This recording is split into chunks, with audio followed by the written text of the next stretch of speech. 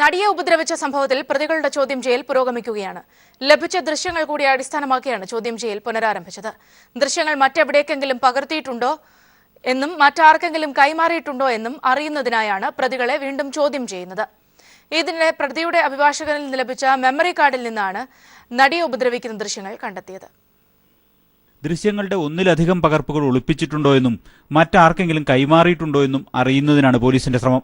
ദൃശ്യങ്ങൾ കണ്ടെടുക്കാനായത് അന്വേഷണത്തിൽ നിർണായക നേട്ടമായെന്നാണ് അന്വേഷണ സംഘത്തിന്റെ വിലയിരുത്തൽ. എന്നാൽ പ്രതി കൂടുതൽ പകർപ്പുകൾ ഒളിപ്പിച്ചിട്ടുണ്ടെങ്കിൽ അവ കണ്ടെത്താൻ എല്ലാ ശ്രമങ്ങളും നടത്തണമെന്ന് അന്വേഷണ സംഘത്തിന് നിർദ്ദേശം ലഭിച്ചിട്ടുണ്ട്. കോയമ്പത്തൂരിൽ ഒളിവിൽ കഴിയുമ്പോൾ സുനി ദൃശ്യങ്ങൾ കാണിച്ചതായി കൂട്ടുപ്രതി മണികണ്ഠൻ മൊഴി നൽകിയിരുന്നു. അമ്പലപ്പുഴയിലെ സുഹൃത്തായ മനുവിന്റെ വീട്ടിലെത്തിയപ്പോൾ സുനിൽകുമാർ മനുവിന്റെ സഹോദരിയോട് മെമ്മറി കാർഡ് ഫോണിൽ നിന്നെടുക്കാൻ ആവശ്യപ്പെട്ടിരുന്നു. ഫോൺ അഭിഭാഷകന് കൈമാറിയതിനു ശേഷമാണ് രണ്ട് സംഭവങ്ങളും നടന്നത്. അതുകൊണ്ട് തന്നെ ദൃശ്യങ്ങളുടെ കൂടുതൽ പകർപ്പുകൾ പ്രതി സൂക്ഷിച്ചിട്ടുണ്ടാവാമെന്ന നിഗമനത്തിലാണ് പോലീസ്. അവ കണ്ടെത്തുന്നതിനായി പൾസർ സുനിയെ വിശദമായി തന്നെ ചോദ്യം ചെയ്തു വരികയാണ്. സംഭവത്തിന് പിന്നിൽ കൊട്ടേഷൻ ഉണ്ടെങ്കിൽ കൊട്ടേഷൻ നൽകിയവരുടെ കൈവശവും ദൃശ്യങ്ങൾ എത്തിയിട്ടുണ്ടാകും. ഗൂഢാലോചനയും കൊട്ടേഷനും സംബന്ധിച്ച തെളിവുകളൊന്നും പോലീസിന് ഇതുവരെ ലഭിച്ചിട്ടില്ല. കൊട്ടേഷൻ ഇല്ലെന്ന മൊഴിയിൽ സുനിൽകുമാർ ഉറച്ചു നിൽക്കുകയുമാണ്. ഗൂഢാലോചന സംബന്ധിച്ച അന്വേഷണത്തിന്റെ ഭാഗമായി സുനിൽകുമാറിന്റെ ഒരു വർഷങ്ങൾ കൂടി പരിശോധിക്കുകയാണ്. അസ്വാഭാവികമായി എന്തെങ്കിലും സംഭാഷണങ്ങളോ സന്ദേശങ്ങളോ കണ്ടെത്തിയാൽ അവർ എത്ര പ്രമുഖരായാലും ചോദ്യം ചെയ്യാനാണ് അന്വേഷണ സംഘത്തിന് ലഭിച്ചിരിക്കുന്ന നിർദ്ദേശം.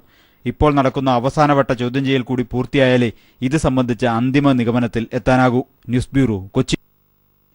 വൈദികൻ പ്രതിയായ കൊട്ടിയൂർ പീഡനക്കേസിൽ അന്വേഷണം മറ്റൊരു വൈദികനിലേക്ക്. ഫാദർ റോബിന് വിദേശത്തേക്ക് കടക്കാൻ ടിക്കറ്റ് എടുത്ത് നൽകിയ വൈദികനെക്കുറിച്ചാണ് പോലീസ് അന്വേഷിക്കുന്നത്. അതേസമയം പ്രതിപട്ടികയിലുള്ളവർ മുൻകൂർ ജാമ്യത്തിന് ശ്രമിക്കുന്നതായും പോലീസിന് വിവരം ലഭിച്ചിട്ടുണ്ട്. കേസിലെ ഒന്നാം പ്രതി ഫാദർ റോബിന് നെടുമ്പാശ്ശേരി വഴി കാനഡയിലേക്ക് കടക്കാൻ വിമാന ടിക്കറ്റ് എടുത്ത് നൽകിയത് ഒരു വൈദികനാണെന്നാണ് പോലീസിന് ലഭിച്ച വിവരം. കുറ്റകൃത്യത്തെക്കുറിച്ച് അറിവുണ്ടായിട്ടും വൈദികൻ സഹായം നൽകിയോ എന്നാണ് പോലീസ് അന്വേഷിക്കുന്നത്. സംഭവവുമായി ബന്ധപ്പെട്ട് ഗുരുതര ആരോപണങ്ങൾ ഉയർന്ന വയനാട് ജില്ലാ ശിശുക്ഷേമ സമിതി അധ്യക്ഷൻ ഫാദർ തോമസ് തേരകത്തെയും സമിതി അംഗം സിസ്റ്റർ ബെറ്റിയെയും ശിശുക്ഷേമ സമിതിയിൽ നിന്ന് പുറത്താക്കാൻ സർക്കാർ തീരുമാനിച്ചിട്ടുണ്ട്. തിങ്കളാഴ്ച ഇതു സംബന്ധിച്ച് ഉത്തരവിറങ്ങിയാൽ ഇവരെയും പോലീസ് പ്രതിപട്ടികയിൽ ഉൾപ്പെടുത്തിയേക്കും. അതേസമയം വൈത്തിരി ദത്തെടുക്കൽ കേന്ദ്രത്തിലെ സൂപ്രണ്ട് സിസ്റ്റർ സിഫ്ലിയെയും മാനന്തവാടി ക്രിസ്തുദാസി മഠത്തിലെ സിസ്റ്റർ ലിസ് മരിയെയും അറസ്റ്റ് ചെയ്യാനുള്ള പോലീസ് നീക്കങ്ങൾ തുടരുകയാണ്. ഇവർ ചികിത്സയിലും ധ്യാനത്തിലുമാണെന്നാണ് അന്വേഷണ സംഘത്തോട് അധികൃതർ പറഞ്ഞത്. ഇതിനിടെ പ്രതികൾ കോടതിയിൽ നിന്ന് മുൻകൂർ ജാമ്യത്തിന് ശ്രമിക്കുന്നതായും വിവരമുണ്ട്. News bureau, Wayanad. കൊട്ടിയൂർ പീഡനക്കേസിൽ വൈദികൻ മാപ്പ് അർഹിക്കുന്നില്ലെന്ന് എ.കെ. ആന്റണി. വൈദികനിൽ നിന്നുണ്ടായത് ഏറ്റവും ഹീനമായ കൃത്യമാണെന്നും കൊടും കുറ്റവാളികളോട് പെരുമാറുന്നത് പോലെ വൈദികൻ കൈകാര്യം ചെയ്യണമെന്നും ആന്റണി പറഞ്ഞു. കൊട്ടിയൂർ കേസിലെ പ്രതി ഒരു വൈദികനാണെന്ന് പറയാൻ തന്നെ മോശമാണ്. ഒരിക്കലും മാപ്പർഹിക്കാത്ത ഏറ്റവും ഹീനമായിട്ടുള്ള ജീവിതമാണ് നടന്നത്. അതുകൊണ്ട് പണ്ടൊരു വൈദികനാണെന്നുള്ള പരിഗണന ഒന്നും ആലോചന വിഷയം പോലും ആവരുത്. ഒരു കടുത്ത ക്രിമിനലിനെ കൈകാര്യം ചെയ്യുന്ന പോലെ തന്നെ ഈ കേസ് കൈകാര്യം എൻ്റെ അഭിപ്രായം. വയനാട് CWC ചുമതലയിൽ നിന്ന് CWC ചെയർമാനെയും അംഗമായ കന്യാസ്ത്രീയെയും ഒഴിവാക്കുമെന്ന് കെ ശൈലജ ടീച്ചർ വാർത്താക്കുറിപ്പിൽ വ്യക്തമാക്കി.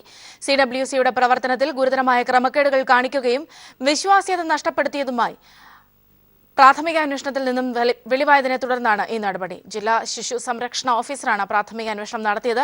ഇത് സംബന്ധിച്ച് വിശദമായ അന്വേഷണം നടത്തുന്നതിന് സാമൂഹ്യ നീതി ഡയറക്ടറുടെ നേതൃത്വത്തിൽ സമിതിയെ നിശ്ചയിച്ചിട്ടുണ്ട്. സമിതി വിശദമായ അന്വേഷണം നടത്തി തുടർ നടപടികൾ സ്വീകരിക്കും. മറ്റ് ചില ജില്ലകളിലെ CWCകളെക്കുറിച്ച് ആരോപണം ഉയരുന്ന സാഹചര്യത്തിൽ അവയെക്കുറിച്ചും അന്വേഷണം നടത്തുമെന്നും മന്ത്രി വാർത്താക്കുറിപ്പിൽ വ്യക്തമാക്കി. കൊട്ടിയൂർ പീഡനക്കേസിൽ വൈദികന്റേത് ഗുരുതരമായ തെറ്റെന്ന് കർദിനാൾ മാർ ജോർജ് ആലഞ്ചേരി. രാജ്യത്തിന്റെ നിയമം അനുസരിച്ച് കുറ്റക്കാരെ ശിക്ഷിക്കണം. സംഭവിച്ചത് വലിയ തെറ്റാണ്. ഇതിൽ ഖേദമുണ്ട്. ഇത്തരം തെറ്റുകൾ ആവർത്തിക്കാതിരിക്കാൻ സഭ നടപടിയെടുക്കുമെന്നും കർദിനാൾ ആലഞ്ചേരി കൊച്ചിയിൽ പറഞ്ഞു. ഇപ്പോൾ നടന്നിരിക്കുന്ന കുറ്റകൃത്യം തീർച്ചയായിട്ടും അതീവ ഗുരുതരമാണ്. അത് നമ്മുടെ രാജ്യത്തിൻ്റെ നിയമം അനുസരിച്ചുള്ള നടപടിക്രമങ്ങൾക്കനുസരിച്ച് പരിശോധിച്ച് നിയമത്തിൻ്റേതായിട്ടുള്ള നടപടി ഉണ്ടാകേണ്ടതാണ്. അത് ആ രീതിയിൽ അതിനോടുള്ള എല്ലാ സഹകരണവും മാനന്തവാടി രൂപതയുടെ ഭാഗത്തു നിന്ന് ഉണ്ടാകുമെന്നും ബന്ധപ്പെട്ടവരത് നൽകുമെന്നും പറഞ്ഞിട്ടുണ്ട്. അപ്പോൾ അതാണ് ഇപ്പോഴത്തെ നമ്മുടെ പ്രധാനപ്പെട്ട ഒരു വിഷയം. തീർച്ചയായിട്ടും അത് വളരെ ഗുരുതരമായ ഒരു തെറ്റായിപ്പോയി. കുറ്റകൃത്യം വളരെ ഉണ്ടാകരുതായിരുന്നു. അതിൽ തീർച്ചയായിട്ടും അതിനോട് ബന്ധപ്പെട്ടവർക്കും സഭയ്ക്കുമൊക്കെ ദുഃഖമുണ്ട്. വേദനയുണ്ട്. അതും എല്ലാം ഇതിനകം നമ്മൾ പ്രകടിപ്പിച്ചു കഴിഞ്ഞു. പാലക്കാട് വാളയാറിൽ 4ാം ക്ലാസ് വിദ്യാർത്ഥിനിയെ തൂങ്ങി മരിച്ച നിലയിൽ കണ്ടെത്തിയ സംഭവത്തിൽ ദുരൂഹത. ശനിയാഴ്ച വൈകിട്ട് കൂട്ടുകാരോടൊപ്പം കളിച്ചു നടന്ന പെൺകുട്ടിയെ വീടിനുള്ളിൽ തൂങ്ങിയ നിലയിൽ കണ്ടത് സംശയം വർദ്ധിപ്പിക്കുന്നതായി ബന്ധുക്കളും നാട്ടുകാരും ആരോപിച്ചു. സംഭവത്തിൽ പാലക്കാട് SP അന്വേഷണത്തിന് ഉത്തരവിട്ടു. ശനിയാഴ്ച വൈകിട്ട് 6 മണിയോടെയാണ് വാളയാർ അട്ടപ്പള്ളം സ്വദേശി ഷാജുവിന്റെയും ഭാഗ്യവതിയുടെയും മകൾ 9 വയസ്സുകാരി ശരണ്യയെ വീടിനുള്ളിൽ തൂങ്ങി മരിച്ച നിലയിൽ കണ്ടത്. വീടിന്റെ ഉത്തരത്തിൽ മുണ്ടുപയോഗിച്ച് തൂങ്ങിയ നിലയിലായിരുന്നു മൃതദേഹം. സംഭവം അറിഞ്ഞ് ഓടിയെത്തിയ അച്ഛൻ ഷാജുവാണ് മൃതദേഹം ആദ്യം കണ്ടത്. ശരണ്യയുടെ 14 വയസ്സുള്ള സഹോദരിയെയും 1.5 മാസം മുൻപ് വീടിനുള്ളിൽ തൂങ്ങി മരിച്ച നിലയിൽ കണ്ടെത്തിയിരുന്നു. അന്നത്തെ ദിവസം 2 പേർ വീടിനുള്ളിൽ നിന്നും ഇറങ്ങിപ്പോയതായി ശരണ്യ പോലീസിന് മൊഴി നൽകിയിരുന്നതായും അച്ഛൻ പറഞ്ഞു. ശരണ്യയുടെ മരണത്തിൽ ദുരൂഹതയുണ്ടെന്നും അന്വേഷണം വേണമെന്നും അദ്ദേഹം ആവശ്യപ്പെട്ടു.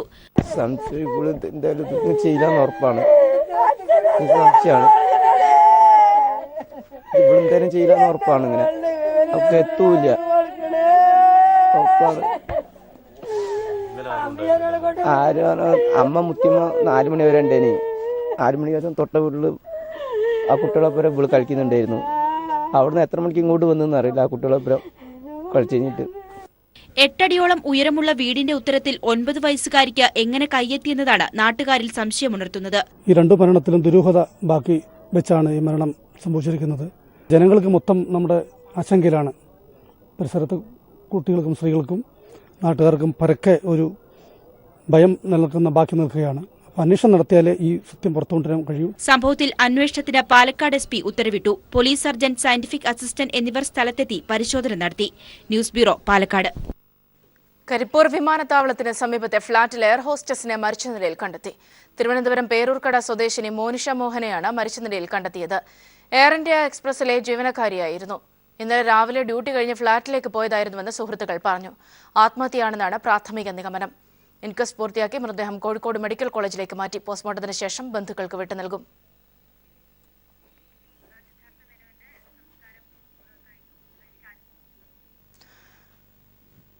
അന്തരിച്ച കൈരളി TV ഡയറക്ടർ ബോർഡ് അംഗവും മുൻ വൈദ്യുതി ബോർഡ് ചെയർമാനുമായ PA സിദ്ധാർത്ഥ മേനോന് ആയിരങ്ങളുടെ അന്ത്യാഞ്ജലി. മൃതദേഹം വീട്ടുവളപ്പിൽ സംസ്കരിച്ചു. വിവരങ്ങളുമായി ഷാജഹാൻ ചേർന്നുണ്ട്. ഷാജി, വിശദാംശങ്ങൾ. സൗമ്യ, കഴിഞ്ഞ ദിവസം അന്തരിച്ച കൈരളി TV ഡയറക്ടറും അതോടൊപ്പം ഇലക്ട്രിസിറ്റി ബോർഡ് ചെയർമാനുമായ സിദ്ധാർത്ഥ മേനോന് നാടിന്റെ അന്ത്യാഞ്ജലി അല്പസമയത്തിന് മുൻപാണ് നടന്നത്. ആയിരക്കണക്കിന് വരുന്ന ആളുകളുടെ സാന്നിധ്യത്തിലായിരുന്നു സംസ്കാര ചടങ്ങുകൾ നടന്നത്. ബന്ധുക്കളും അതോടൊപ്പം നാട്ടുകാരും അടക്കം കൈരളി കുടുംബവും അടക്കമുള്ള നൂറുകണക്കിന് ആളുകൾ സംസ്കാര ചടങ്ങുകളിൽ പങ്കെടുത്തു. നാടിന്റെ വിവിധ മേഖലയിൽ നിന്നും നൂറുകണക്കിന് ആളുകളാണ് സംസ്കാര ചടങ്ങുകൾ പങ്കെടുക്കാനെത്തിയത്. മകൻ ബിജു ആണ് ചിതയ്ക്ക് തീ കൊളുത്തിയത്. കഴിഞ്ഞ ദിവസം സംസ്ഥാന മുഖ്യമന്ത്രിയും അതോടൊപ്പം മറ്റു മന്ത്രിമാരും കൈരളി TVയുടെ ചെയർമാനും അതോടൊപ്പം തന്നെ MD അടക്കമുള്ള എല്ലാവരും സിദ്ധാർത്ഥ മേനോന്റെ സംസ്കാര ചടങ്ങുകളിൽ പങ്കെടുക്കാനായിട്ട് കഴിഞ്ഞ ദിവസം എത്തിയിരുന്നു. അല്പസമയം മുൻപാണ് മകൻ ബിജു ചിതയ്ക്ക് തീ കൊളുത്തിയത്. ഷാജഹാനാണ് വിവരങ്ങൾ നൽകിയത്. ക്യാമ്പസ് രാഷ്ട്രീയം അനിവാര്യമാണെന്നും രാഷ്ട്രീയമില്ലാത്ത ക്യാമ്പസുകളിൽ ജാതിമത ശക്തികൾ പിടിമുറുക്കുമെന്നും മുഖ്യമന്ത്രി പിണറായി വിജയൻ. എറണാകുളം മഹാരാജാസ് കോളേജിൽ സംഘടിപ്പിച്ച പൂർവ്വ വിദ്യാർത്ഥി സംഗമമായ മഹാരാജകീയം ഉദ്ഘാടനം ചെയ്യുകയായിരുന്നു മുഖ്യമന്ത്രി. ചലച്ചിത്ര താരം മമ്മൂട്ടി, ധനമന്ത്രി തോമസ് ഐസക്, വയലാർ രവി, MK സാനു തുടങ്ങി ഒട്ടേറെ പ്രമുഖരാണ് സംഗമത്തിനെത്തിയത്. തലമുറകളുടെ ഒത്തുചേരലിന് വേദിയാവുകയായിരുന്നു ക്യാമ്പസ്. രാഷ്ട്രീയം അനിവാര്യമാണെന്ന് വിശ്വസിക്കുന്ന ഒരാളാണ്. അതില്ലാത്ത ക്യാമ്പസുകളിൽ അരാഷ്ട്രീയവും ജാതിമത വർഗീയ ശക്തികളും ക്രിമിനലുകളും പിടികൊടുക്കുകയും ചെയ്യുന്നു. ഇതാണ് നമ്മുടെ നാട്ടിൽ പലയിടത്തും നമുക്ക് കാണാൻ കഴിയുന്നത്. മഹാരാജാസിനെ അപമാനത്തിന്റെ പടുകുഴിയിലേക്ക് തള്ളിവിടാൻ ചിലർ ശ്രമിക്കുകയാണെന്ന് മുഖ്യമന്ത്രി പറഞ്ഞു. നാടിന്റെ അഭിമാന സ്തംഭമായി മഹാരാജാസിനെ നിലനിർത്താനുള്ള ജാഗ്രത എല്ലാവരും പുലർത്തണമെന്നും മുഖ്യമന്ത്രി ഓർമ്മിപ്പിച്ചു. മഹാരാജാസിലെ പഠനകാല ഓർമ്മകൾ പങ്കുവച്ചായിരുന്നു മമ്മൂട്ടിയുടെ പ്രസംഗം. എന്റെ വിദ്യാഭ്യാസ കാലത്ത് എനിക്ക് തന്ന പ്രോത്സാഹനം എന്റെ കൂട്ടുകാർ നാണം കൂടിയും പൊതുവെ ഒരു അന്തർമുഖനുമായി എന്നെ ഒരുപാട് പ്രോത്സാഹിപ്പിച്ച ഒരുപാട് ആളുകളുണ്ട്. എന്നെ കാണിക്കുന്ന ഗോഷ്ഠികളിൽ നിന്ന് കൈയടിച്ചവർ എന്റെ ആത്മധൈര്യം. വലിയ ആഘോഷാരവങ്ങളോടെയാണ് മഹാരാജാസിന്റെ കാമ്പസിൽ പല തലമുറകൾ ഒത്തുചേർന്നത്. മഹാരാജാസിൽ പഠിച്ച് സമൂഹത്തിന്റെ ഉന്നത ശ്രേണികളിലേക്ക് നടന്നു കയറിയവർ പഴയ കലാലയമുറ്റത്തെത്തിയപ്പോൾ പഴയ കളിക്കൂട്ടുകാരായി. പലർക്കും പ്രായം ശരീരത്തെ തളർത്തിയെങ്കിലും ഓർമ്മകൾക്കിപ്പോഴും ചെറുപ്പം. ധനമന്ത്രി തോമസ് ഐസക്, മുൻ കേന്ദ്രമന്ത്രി വയലാർ രവി, MK സാനു, വൈക്കം വിശ്വൻ, മുൻ MP P Rajeev, PT Thomas, Hibi Eden തുടങ്ങി ഒട്ടേറെ പ്രമുഖർ സംഗമത്തിനെത്തി. Aushadhi chairman doctor KR Viswambharan, justice PS Gopinathan തുടങ്ങിയവർ സംഘാടകരായി. 4 വർഷത്തിലൊരിക്കലാണ് മഹാരാജ ഗെയിം എന്ന പേരിൽ പൂർവ്വ വിദ്യാർത്ഥി സംഗമം മഹാരാജാസിൽ സംഘടിപ്പിക്കുന്നത്. News bureau, Kochi. മുഖ്യമന്ത്രിക്കെതിരായ RSS പരാമർശം മാപ്പർഹിക്കാത്തതെന്ന് AK ആന്റണി. ഇന്ത്യൻ ശിക്ഷാ നിയമത്തിലെ കടുത്ത വകുപ്പുകൾ ചുമത്തി കേസെടുക്കണമെന്നും ആന്റണി പറഞ്ഞു. നിയമവാഴ്ച നടപ്പാകുന്ന ഒരു രാജ്യത്ത്, ഇന്ത്യ രാജ്യത്ത് ഒരു പ്രമുഖ രാഷ്ട്രീയ നേതാവ് നടത്താൻ പാടില്ലാത്ത ഏറ്റവും ഒരു നിലയത്തിലും ന്യായീകരിക്കാൻ വയ്യാത്ത, മാപ്പർഹിക്കാത്ത ഒരു പ്രസ്താവനയായിപ്പോയി. ആ പ്രസ്താവന നടത്തിയ നേതാവിനെതിരായി ഇന്ത്യൻ ക്രിമിനൽ കോഡിലുള്ള ഏറ്റവും ശക്തമായ വകുപ്പ് അനുസരിച്ച് കേസെടുത്തണമെന്ന് എൻ്റെ അഭിപ്രായം. ഹിന്ദുസ്ഥാൻ ന്യൂസ് പ്രിന്റ് ലിമിറ്റഡ് പൊതുമേഖലയിൽ തന്നെ നിലനിർത്തണമെന്ന് CPIM സംസ്ഥാന സെക്രട്ടറി കോടിയേരി ബാലകൃഷ്ണൻ വാർത്താക്കുറിപ്പിൽ ആവശ്യപ്പെട്ടു. 3 പതിറ്റാണ്ടിലേറെയായി ലാഭത്തിൽ പ്രവർത്തിക്കുന്ന ഈ സ്ഥാപനത്തെ സ്വകാര്യ മേഖലയ്ക്ക് വിൽക്കാനാണ് BJP സർക്കാർ ശ്രമിക്കുന്നതെന്ന് അദ്ദേഹം കുറ്റപ്പെടുത്തി. 2001 സ്ഥാപനത്തെ വിൽപ്പനയ്ക്ക് വയ്ക്കാനാണ് കേന്ദ്ര സർക്കാർ ശ്രമിക്കുന്നതെങ്കിൽ ജനങ്ങളെ അണിനിരത്തി ചേർക്കുമെന്ന് കോടിയേരി മുന്നറിയിപ്പ് നൽകി. വൈക്കം വിജയലക്ഷ്മിക്ക് ഗിന്നസ് റെക്കോർഡ് സമർപ്പിക്കുകയാണ് തത്സമയ ദൃശ്യങ്ങൾ. നമ്മുടെ ഈ പ്രോഗ്രാമിൽ വിജയലക്ഷ്മിക്ക് അസിസ്റ്റ് ചെയ്യാൻ വേണ്ടി വന്ന ഡോക്ടർ വിമൽ മുരളീനാരായണൻ്റെ ആ പ്രോഗ്രാമിലും വിമൽ സാർ തന്നെയായിരുന്നു ഫിസിയോതെറാപ്പിസ്റ്റായിട്ട് വന്നത്. കൂടാതെ ഇന്നിങ്ങനെ ഒരു പ്രോഗ്രാം നടക്കുന്നു എന്നറിഞ്ഞപ്പോൾ പയ്യന്നൂരിൽ നിന്ന് ഇവിടെ എത്തിയ ഒരു റെക്കോർഡ് ജേതാവുണ്ട്, ഡേവിഡ് പയ്യന്നൂർ. എഡ്യൂക്കേഷൻ രംഗത്തുള്ള ഏറ്റവും കൂടുതൽ ബ്രോഷേഴ്സ്, വിദ്യാഭ്യാസ സംബന്ധമായ ബ്രോഷേഴ്സ് വെച്ച ഡേവിഡ് പയ്യന്നൂർ. ഈർക്കിലി കൊണ്ട് മനോഹരമായ ശില്പങ്ങളുണ്ടാക്കി റെക്കോർഡ് ബുക്കിൽ ഇടം നേടിയ ശ്രീകുമാർ. അങ്ങനെയുള്ള URF റെക്കോർഡ് കിട്ടിയ കുറേ ബഹുമാന വ്യക്തിത്വങ്ങളുണ്ട്. ഞാൻ കൂടുതൽ സമയമൊന്നും എടുക്കുന്നില്ല, കാരണം ഇനി ഒരു 6 മണിക്കൂർ ഡ്രൈവ് ചെയ്തെങ്കിൽ മാത്രമേ എനിക്ക് എൻ്റെ വീട്ടിൽ എത്താൻ സാധിക്കുകയുള്ളൂ. ഹൈ റേഞ്ചിൽ നിന്നാണ് ഞാൻ എത്തുന്നത്. അതുകൊണ്ട് വളരെ പെട്ടെന്ന് ചടങ്ങിലേക്ക് കിടക്കാം. യൂണിവേഴ്സൽ റെക്കോർഡ് ഫോറത്തിൻ്റെ ഏറ്റവും കൂടുതൽ ഗാനങ്ങൾ കുറഞ്ഞ സമയത്തിനുള്ളിൽ ഒറ്റ കമ്പിയുള്ള ഒരു മ്യൂസിക്കൽ ഇൻസ്ട്രുമെൻറ്റിൽ വായിച്ചതിനുള്ള ലോക റെക്കോർഡിൻ്റെ സർട്ടിഫിക്കറ്റ് ഇന്നിവിടെ നൽകുന്നു. ആ സർട്ടിഫിക്കറ്റ് നൽകുമ്പോൾ എൻ്റെ ആഗ്രഹം യൂണിവേഴ്സൽ റെക്കോർഡ് കിട്ടിയ ഇവിടെ സന്നിഹിതരായിട്ടുള്ള എല്ലാവരും ഈ സ്റ്റേജിലേക്ക് എത്തണം എന്നാണ്. അവരെല്ലാവരും ഇവിടെ വരിക. യൂണിവേഴ്സൽ റെക്കോർഡ് ഫോറത്തിൻ്റെ വേൾഡ് റെക്കോർഡ് സർട്ടിഫിക്കറ്റ് ഏറ്റവും ബഹുമാനമുള്ള പന്നി രവീന്ദ്രൻ സാർ ഇപ്പോൾ നമ്മുടെ പ്രിയപ്പെട്ട വൈക്കം വിജയലക്ഷ്മിക്ക് നൽകുന്നതായിരിക്കും. അതിനുശേഷം ട്രോഫിയുണ്ട്, മെഡലുണ്ട്. ഇതൊക്കെ അതാത് ആൾക്കാർ നൽകുന്നതാണ്.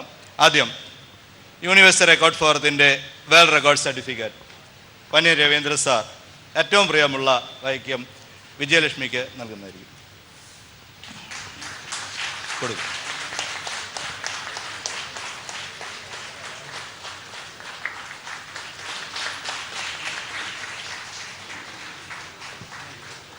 അടുത്ത്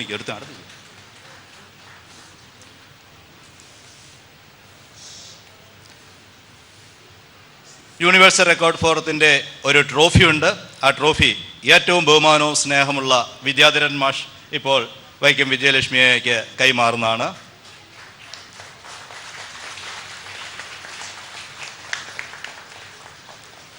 URFൻ്റെ ഗോൾഡ് മെഡലുണ്ട്. ആ മെഡല് ഇപ്പോൾ നമ്മുടെ ഏറ്റവും പ്രിയങ്കരനായ ബിനോയ് വിശ്വം സാർ കൈമാറുന്നു.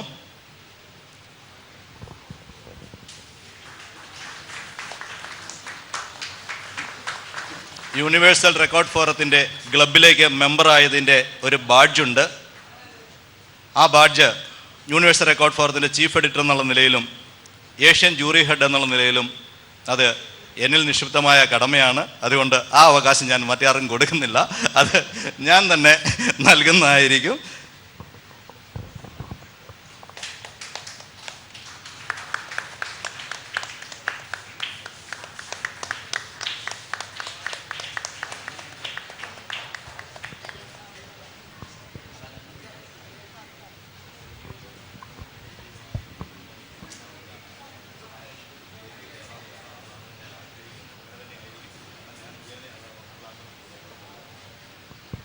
സ്നേഹമുള്ളവരെ, ഒരു ചെറിയൊരു അനൗൺസ്മെൻ്റ് ഇവിടെ നടത്തുന്നു. എല്ലാവർക്കും ഇരിക്കാം. ഈ പ്രോഗ്രാം ഇത്രയും വിജയിക്കാനായുള്ള കാരണം ശർക്കരപ്പേരുമയ്ക്ക് പേരുകേട്ട ഇടുക്കി മറയൂർ കാന്തല്ലൂർ പ്രദേശങ്ങൾ കടുത്ത വരൾച്ച ഭീഷണിയിലാണ്. വേനൽ കനത്തതോടെ കരിമ്പ് കൃഷി ഇറക്കിയ ഏക്കർ കണക്കിന് ഭൂമിയിലെ കരിമ്പുകളാണ് കരിഞ്ഞുണങ്ങുന്നത്. കരിമ്പോലകൾ കരിഞ്ഞ് കൃഷി നശിച്ചാൽ നഷ്ടപരിഹാരം ലഭിക്കില്ല എന്നതും കർഷകരെ ആശങ്കപ്പെടുത്തുന്നു. കടുത്ത വരൾച്ചയെ തുടർന്ന് കരിമ്പ് കൃഷി ആരംഭത്തിൽ തന്നെ കരിഞ്ഞുണങ്ങുന്നതാണ് കർഷകരെ ആശങ്കയിൽ ആഴ്ത്തിയിരിക്കുന്നത്. ഇടുക്കി കാന്തല്ലൂർ പഞ്ചായത്തിലെ പയസ് നഗർ, കരശനാട്, കട്ടിയനാട് തുടങ്ങിയ പ്രദേശങ്ങളിലാണ് കടുത്ത ജലക്ഷാമത്തെ തുടർന്ന് കരിമ്പ് കരിഞ്ഞുണങ്ങി തുടങ്ങിയത്. ഇത്തരത്തിൽ പ്രദേശത്തെ 500 ഹെക്ടറിലധികം കൃഷിയാണ് നാശത്തിന്റെ വക്കിലുള്ളത്. കരിമ്പിന്റെ ഓലകൾ കരിഞ്ഞുണങ്ങി കൃഷിനാശം സംഭവിച്ചാൽ കർഷകന് നഷ്ടപരിഹാരം ലഭിക്കില്ല എന്നതാണ് കൃഷിക്കാരുടെ ആശങ്കയ്ക്ക് കാരണം. നാളിതുവരെ അനുഭവപ്പെടാത്ത വരൾച്ചയാണ് തങ്ങൾ നേരിടുന്നതെന്ന് കർഷകരും പറയുന്നു. ഈ വരൾച്ച എന്ന് പറയുന്ന കർഷകർക്ക് വളരെ ഒരു തിരിച്ചടിയാണ്. കാര്യം കൃഷികളെല്ലാം നശിച്ചുപോയി. പച്ചക്കറിയില്ല, കരിമ്പില്ല, ഒന്നുമില്ല. തെങ്ങ് വരെ എല്ലാം ഉണങ്ങുകയാണ്. സംസ്ഥാനത്തെ ഏറ്റവും മികച്ച ശർക്കരയായ മറയൂർ ശർക്കരയുടെ ഉൽപാദനം ഇതിനോടകം തന്നെ കുറഞ്ഞിട്ടുണ്ട്. വേനലിൽ കൃഷിനാശം കൂടി കനത്തതായാൽ ഈ മേഖലയിൽ പണിയെടുക്കുന്ന ആയിരക്കണക്കിന് കുടുംബങ്ങളാണ് പട്ടിണിയിലാകുക. കഴിഞ്ഞ സർക്കാരിന്റെ കാലത്ത് നടപ്പിലാക്കിയ ജലസേചന പദ്ധതികൾ കർഷകർക്ക് പ്രയോജനം ചെയ്യുന്നില്ലെന്നും ഈ പ്രദേശത്തെ കാഴ്ചകളിൽ നിന്നും വ്യക്തമാണ്. News bureau, Idukki. രാജ്യതലസ്ഥാനത്ത് സ്ത്രീകളുടെയും കുട്ടികളുടെയും അടിമജീവിതം. വിഷപ്പുക കൊണ്ട് ശ്വാസം മുട്ടുന്ന മാലിന്യക്കുന്നിൽ 4 വയസ്സു മുതലുള്ള കുഞ്ഞുങ്ങളാണ് ജോലി ചെയ്യുന്നത്. കണ്ടാൽ അറയ്ക്കുന്ന സാഹചര്യത്തിൽ 15 മണിക്കൂറിലധികമാണ് കുട്ടികളെ പണിയെടുപ്പിക്കുന്നത്. ബംഗ്ലാദേശ്, കൊൽക്കത്ത എന്നിവിടങ്ങളിൽ നിന്ന് ഇടനിലക്കാരാണ് സ്ത്രീകളെയും കുട്ടികളെയും എത്തിക്കുന്നത്. സർക്കാരും ബാലാവകാശ കമ്മീഷനും ഇവിടേക്ക് കണ്ണടയ്ക്കുകയാണ്.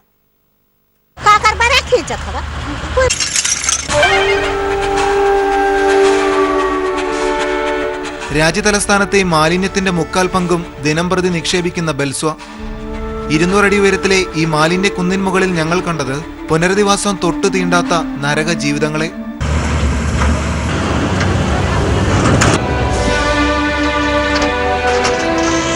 നായ്ക്കൾക്കും ഈച്ചകൾക്കുമൊപ്പം മത്സരിച്ച് മാലിന്യവണ്ടിയുടെ പുറകെ സ്ത്രീകളും കുട്ടികളും പായുന്നു. വിസർജ്യഗന്ധം മനം മടിപ്പിക്കുന്ന കൂനയിൽ നിന്ന് പുനരുൽപാദന വസ്തുക്കൾ തിരഞ്ഞു വിൽക്കാൻ അധ്വാനം.